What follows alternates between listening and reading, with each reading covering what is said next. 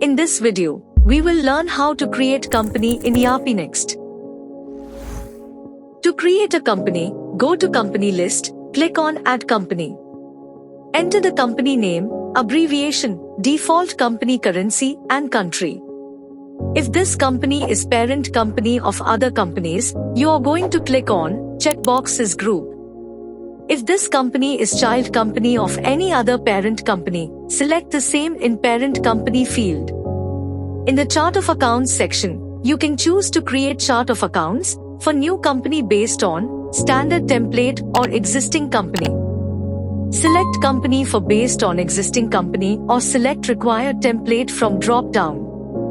On save, company's chart of account will be created and default account will be auto-populated in accounts settings section of company. You can add multiple addresses of the company in address and contact section. You can update remaining default settings like buying and selling settings, account settings, stock settings in company. Thank you for watching. Visit our channel to see other tutorials like this.